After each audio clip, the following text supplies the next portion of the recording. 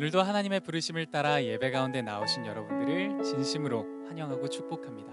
이 시간 우리와 함께 하시는 그 주님께 우리의 마음의 고백을 올려드립시다. 내 영혼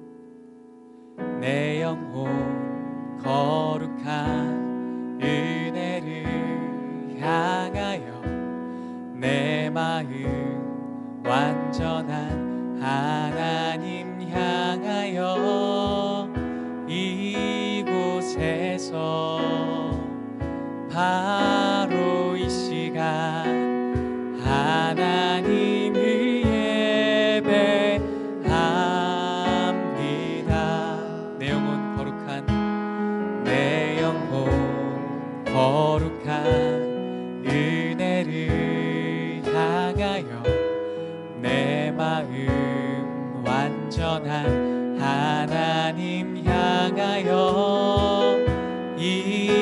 이곳에서 바로 이 시간 하나님을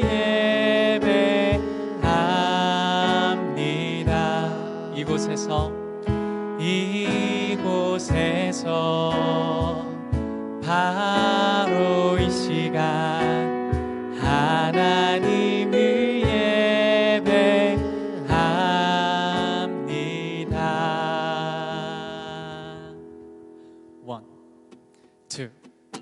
One, two, three, four.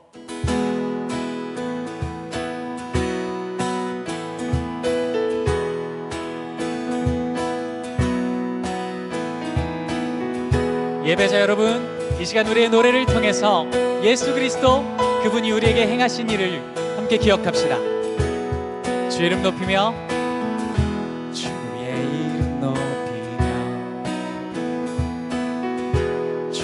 찬양하나이다. 나를 구하러 오신 주를 기뻐하나이다. 하늘 영광 버리고 이 땅 위에 십자가를 지시고 죄 사했네. 무덤에서 일어나 하늘로 올리셨네. 주의 이름 높이리. 주의 이름 높이며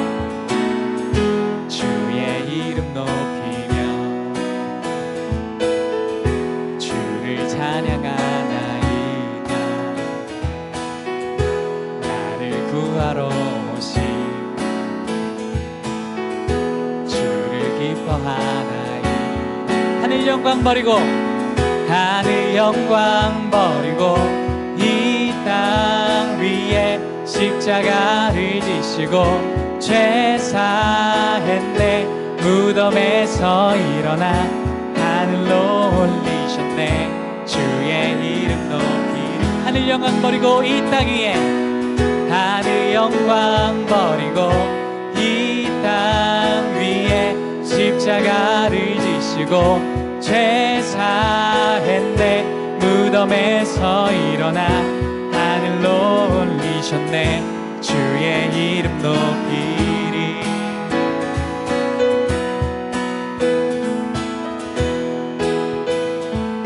우리의 목소리로 주의 이름 높이며 주를 찬양하나이다. 나를 구하러 오신 주를 기뻐하나이다. 한 번 더 주의 이름 높이며 주를 찬양하나이다. 나를 구하러 오신 우리 주님을 기뻐합니다. 주를 기뻐하나이다. 헤이! 하늘 영광 버리고 이 땅 위에 십자가를 지시고 죄 사했네. 무덤에서 일어나 하늘로 올리셨네. 주의 이름 높이리. 하늘 영광 버리고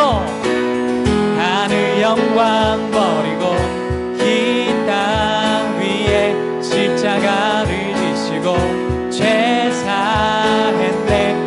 무덤에서 일어나 하늘로 올리셨네. 주의 이름 높이리. 예수님께서 우리에게 행하신 일들을 높여 찬양합니다. 할렐루야.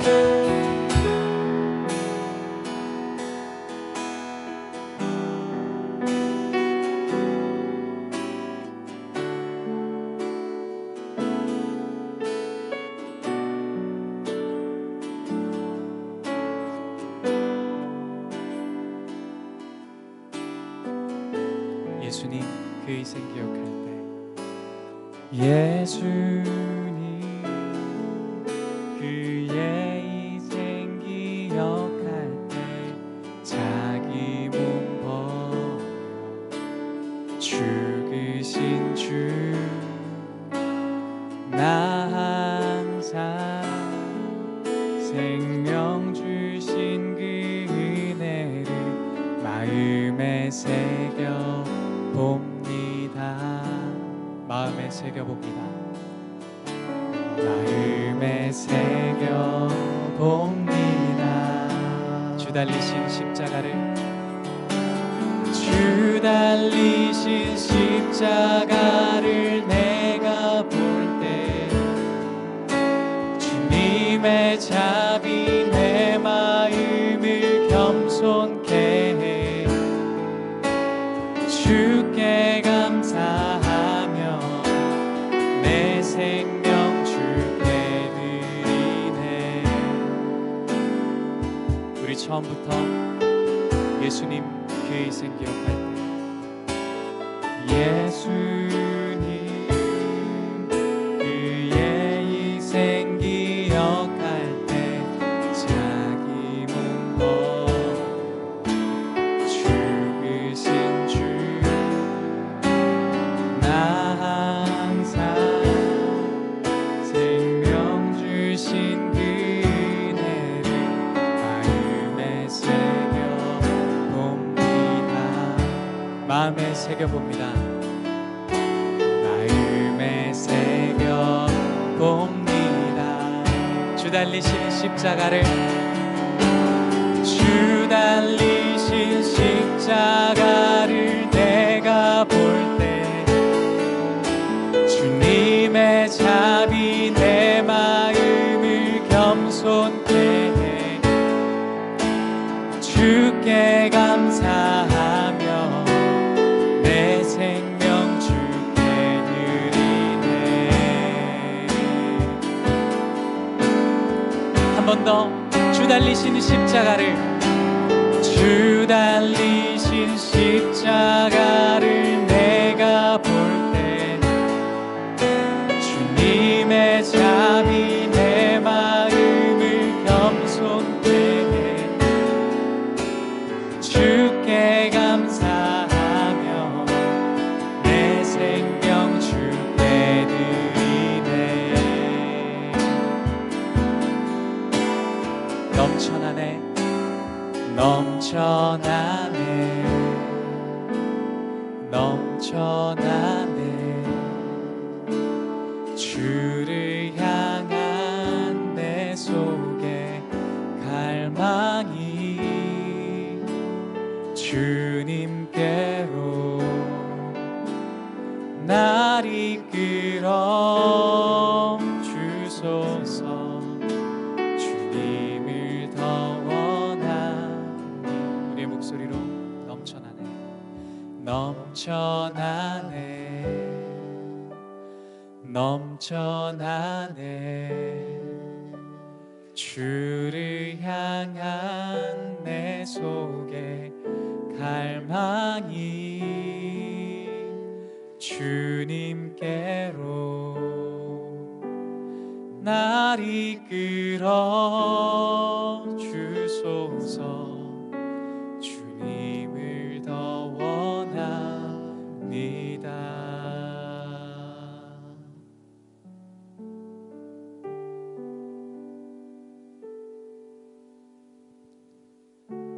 하나님 아버지, 이 시간 우리의 노래를 통해서 예수 그리스도 그분이 우리에게 행하신 일들을 기억합니다. 이 시간 말씀을 통해서 우리를 향한 하나님의 마음을 알게 하시고 그 속에 감추어진 소망의 복음을 붙잡는 시간이 되게 하여 주시옵소서. 우리 시간에 그렇게 입술을 열어서 함께 기도하시겠습니다. 하나님 아버지, 이 시간 우리의 눈을 들어서 예수 그리스도 그분을 바라보며 예수 그리스도를 통해서 우리에게 행하신 그 놀라운 일들을 바라보며 그 의미를 다시 생각해보며 하나님 아버지, 이 시간 선포되어지는 말씀을 통하여서 우리에게 허락하시는 하나님의 마음을 밝게 하여 주시옵고 주님, 그 안에 감추어진 소망에서 깊이 붙잡는 시간이 되게 하여 주시옵소서. 하나님, 이 시간에 우리로 아버지께 예배 드릴 수 있도록 허락하신 주님 감사합니다.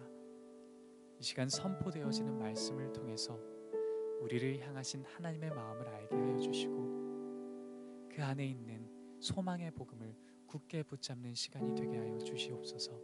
그리하여서 주님, 우리가 어떠한 상황과 여건 가운데 있든지 그 소망의 복음을 붙잡고 그 복음을 살아낼 수 있는 주님의 성도들이 되게 하여 주시옵소서. 예수님의 이름으로 기도드립니다. 아멘. 오늘 우리에게 주시는 하나님의 말씀, 마태복음 21장 12절부터 13절, 18절부터 19절 총 4절의 말씀을 우리 함께 읽도록 하겠습니다. 마태복음 21장 12절에서 13절, 18절에서 19절 말씀을 여러분 성경을 함께 펴고 찾아서 읽으면 좋겠습니다. 우리 함께 읽겠습니다. 예수께서 성전에 들어가셔서 성전에서 장사하던 사람들을 모두 내쫓으셨습니다. 예수께서는 돈 바꿔주는 사람들의 상과 비둘기를 파는 사람들의 의자도 둘러 엎으셨습니다. 예수께서 그들에게 말씀하셨습니다. 성경에 이렇게 기록되어 있다. 내 집은 기도하는 집이라 불릴 것이다. 그런데 너희는 이 성전을 강도의 소굴로 만드는구나. 18절입니다. 이른 아침 성으로 돌아오는 길에 예수께서는 시장하셨습니다. 예수께서 길가에 있는 무화과 나무 한 그루를 보고 가까이 가셨습니다.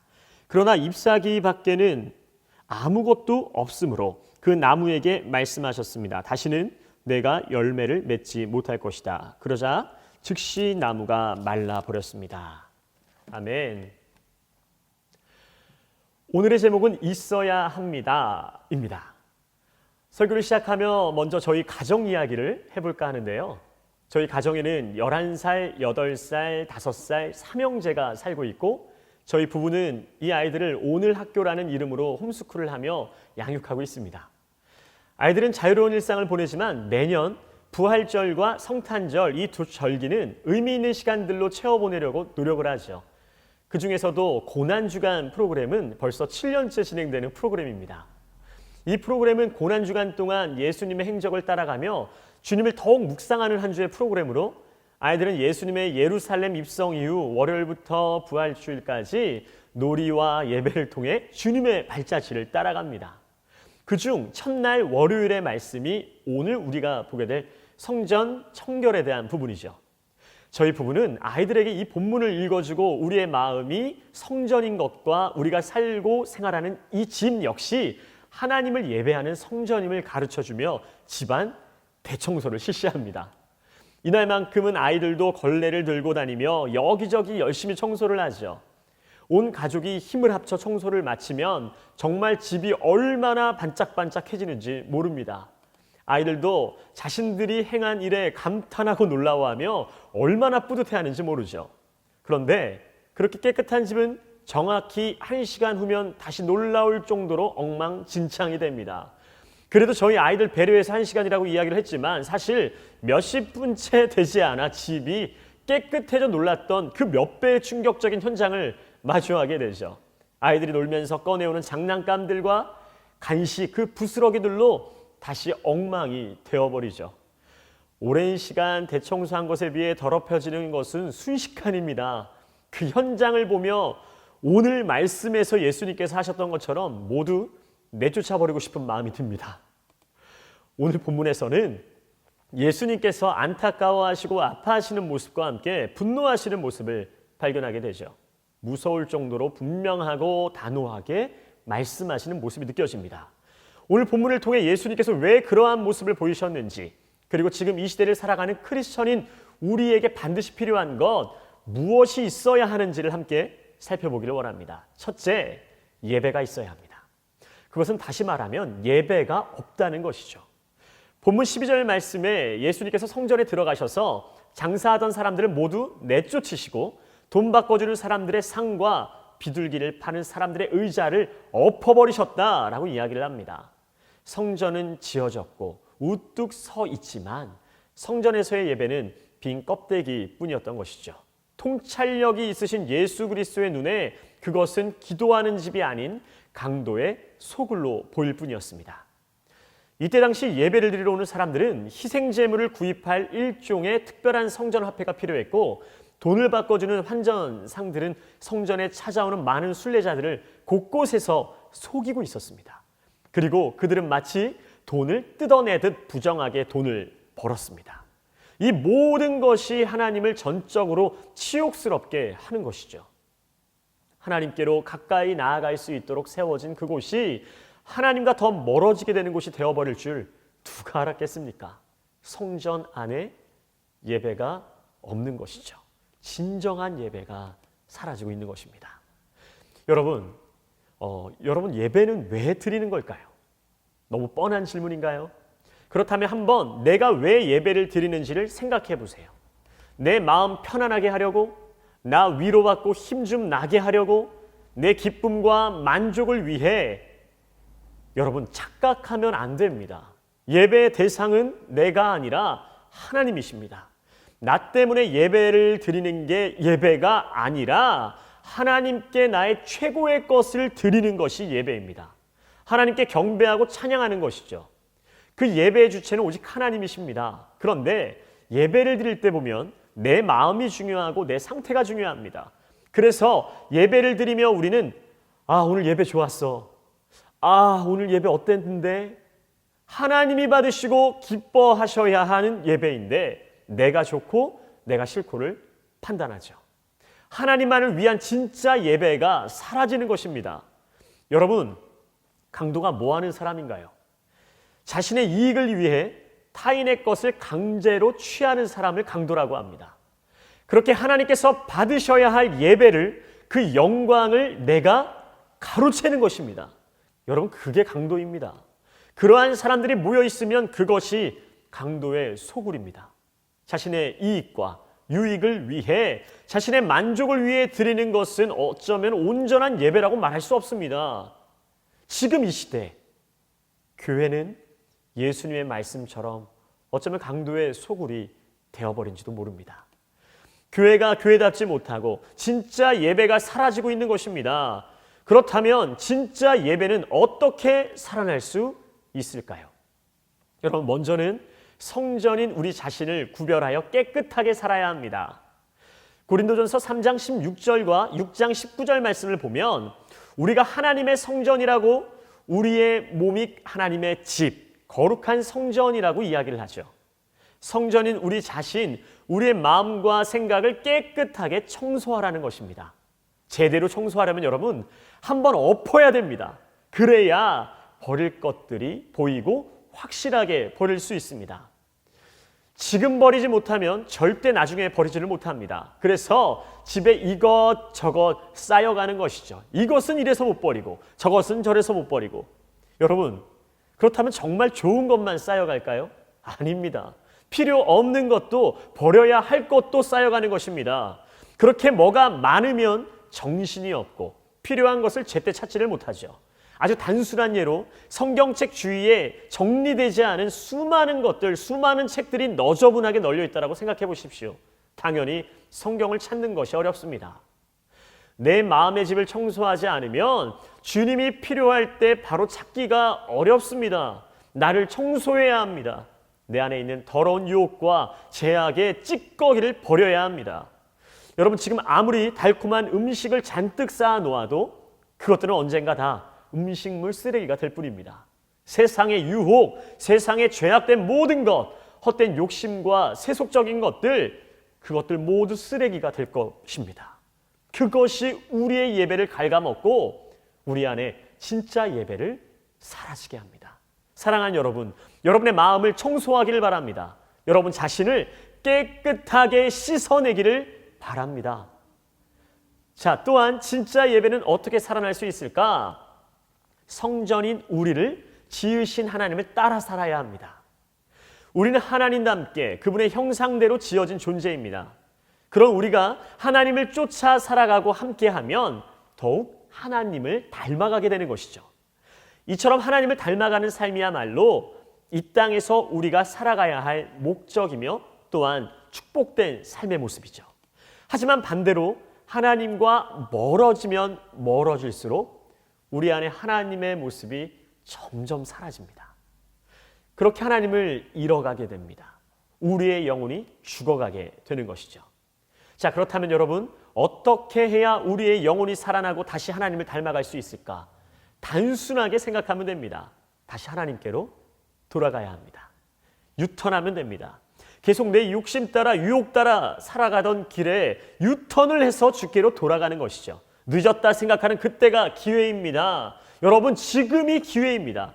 그렇게 주님과 다시 가까워지면 가까워질수록 우리는 다시 주님을 닮아가게 되는 것입니다. 하나님의 형상을 되찾게 되는 것이죠.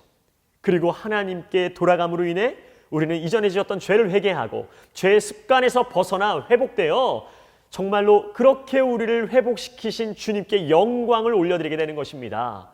바로 진짜 예배, 우리의 삶에 온전한 예배가 숨쉬게 되는 순간입니다. 여러분, 반드시 여러분 삶에 예배가 있어야 합니다. 예배가 살아나야 합니다. 크리스천인 우리에게 반드시 있어야 하는 것, 둘째, 열매가 있어야 합니다. 다시 말하면 우리 삶에 열매가 없다라는 것이죠. 오늘 본문 18절과 19절 말씀에 보면 시장하셨던, 배가 고프셨던 예수님께서 길가에 있는 무화과 나무 한 그루를 보시고 가까이 가셨는데 잎사귀밖에 없었습니다.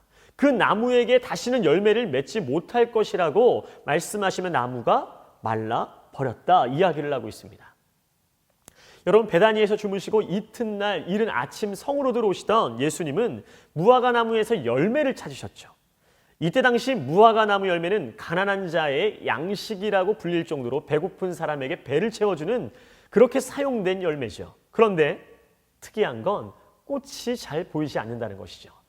꽃은 열매를 맺기 위한 최소한의 도구로 사용하여서 외부에서는 잘 보이지 않게 줄이고 오직 열매를 맺는 일에만 집중하는 나무가 바로 무화과 나무라는 사실입니다. 그래서 이름도 무화과, 꽃이 없는 나무라고 불리는 것이죠. 자, 그렇다면 누군가가 이 무화과 나무를 심었을 텐데 그곳에 이 무화과 나무를 왜 심었을까요? 관상용일까요?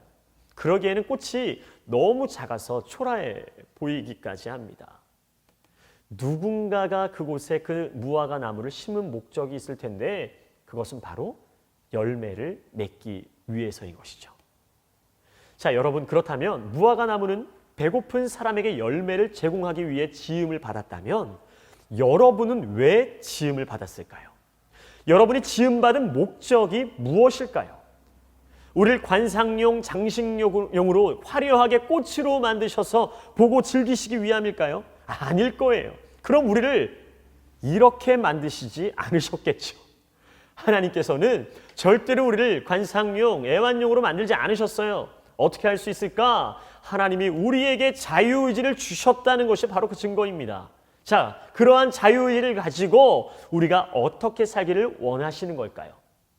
여러분, 이사야 43장 21절 말씀에 이 백성은 내가 나를 위하여 지었나니 나를 찬송하게 하려 함이라. 바로 우리를 지으신 목적대로 하나님을 예배하며 살라고 그렇게 말씀하고 계시는 것이죠. 즉, 우리의 자유의지를 가지고 우리를 지으신 그분을 예배하며 살라는 것입니다. 여러분, 우리가 지어진 목적, 예배하는 것이죠. 그렇다면 예배가 삶이 되어야 하고 또한 우리의 삶이 예배가 되어야 합니다.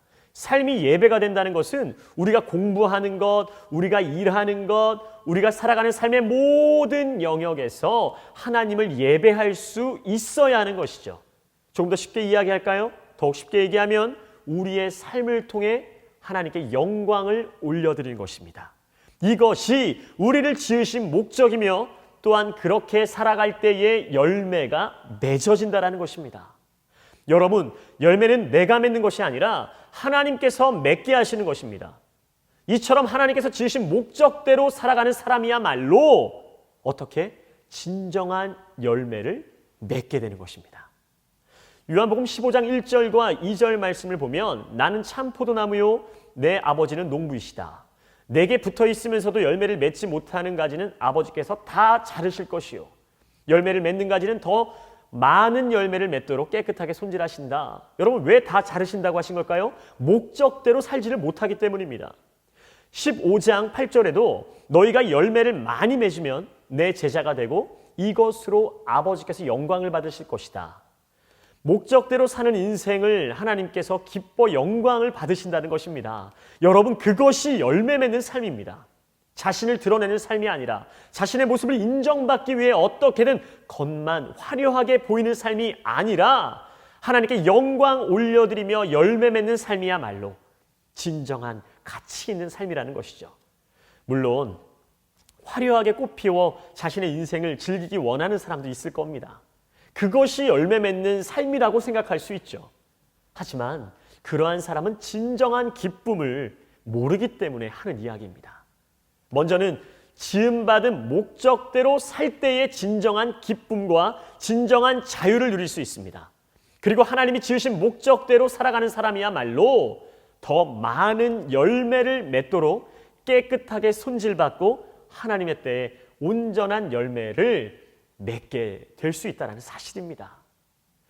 사랑하는 여러분, 오늘 성전 정화 사건과 무화과 나무 사건은 전혀 다른 이야기를 하고 있는 것이 아닙니다. 지금 이 시대를 살아가고 있는 무늬만 크리스천인 사람들에게 이야기하고 있는 경고의 메시지죠. 하나님의 말씀은 있는데 하나님의 마음은 없는 바리새인과 같은 위선자된 크리스천들에게 이야기하는 경고의 메시지입니다. 예수 그리스도는 분노하셨습니다. 다 엎어버리신 것이죠. 이 시대를 살아가는 예배 없는, 열매 없는 우리를 향해 분노하시고 가슴 아파하시는 강력한 메시지입니다. 사랑하는 여러분, 새 학기를 시작합니다. 새 학기를 시작하며 우리의 삶에 반드시 있어야 할 두 가지가 있다면 바로 예배자로서의 삶과 열매 맺는 삶입니다.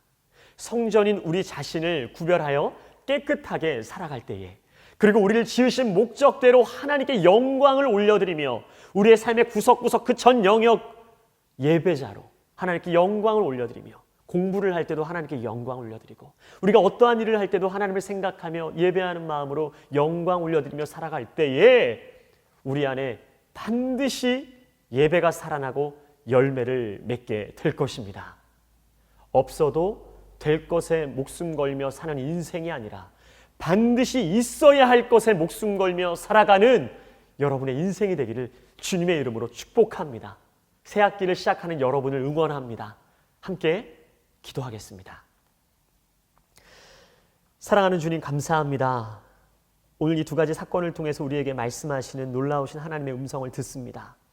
우리의 삶에 온전한 예배가 없고 우리의 삶이 열심히 살아간다라고 말하지만 열매가 없는 모습을 발견합니다. 그래서 삶의 의미와 기쁨을 잃은 채 살아가는 우리의 삶 가운데 오늘 말씀을 통해 다시 한번 예배가 회복되고 주님을 온전히 따라가며 그렇게 지으신 목적대로 예배하며 살아가는 우리 사랑하는 모든 우리 파워웨이브 친구들 될 수 있도록 인도하여 주옵소서. 간구하며 기도합니다. 새학기 하나님 또한 온라인으로 오프라인으로 또 공부하며 지치고 힘들 수 있는 상황 가운데서도 우리가 어디에 있든지 죽게 하든 열심히 최선을 다해 하나님 감사하며 이 모든 시간 동안 하나님을 바라보며 이겨내고 승리하는 우리 사랑하는 모든 친구들이 될 수 있도록 주님 역사하여 주옵소서. 그래서 하나님 온전히 열매 맺는 우리의 삶을 통해 하나님을 따라가는 그 삶을 통해 지으신 목적대로 살아가는 그 삶을 통해 귀한 열매를 맺는 우리 사랑하는 모든 친구들이 될 수 있도록 역사하여 주옵소서. 오늘도 귀한 예물을 주께 드립니다. 아낌없이 드립니다. 주님 예물을 통해서 주님 영광을 받아 주옵소서. 감사와 찬양을 드리며 이제는 우리 주 예수 그리스도의 은혜와 하나님 아버지의 극진하신 사랑하심과 성령의 교통하심이 지으신 목적대로 우리의 삶 가운데 온전히 예배하며 살아가기로 결단하며 다짐하는, 그래서 하나님께서 우리의 삶에 열매 맺으실 것이라는 믿음과 확신을 가지고 살아가기로 다짐하는, 함께 예배하는 파워웨이브 한 사람 한 사람 위에, 그리고 이 교회와 나라 위에, 지금도 열방 가운데 복음 전하시는 선교사님들의 사역 위에 이제부터 영원토록 함께하여 주시기를 간절히 축원하옵나이다. 아멘. 너는 마음을 다하고 뜻을 다하고 힘을 다하여 너의 하나님 여호와를 사랑하여라.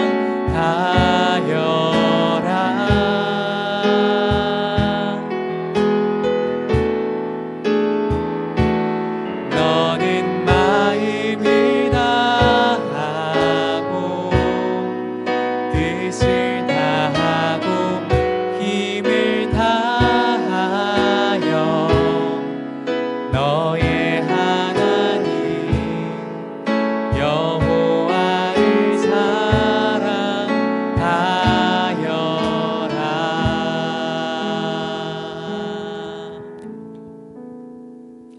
그 소망의 복음을 붙잡고 한 주 승리하시는 여러분 되기를 축복합니다.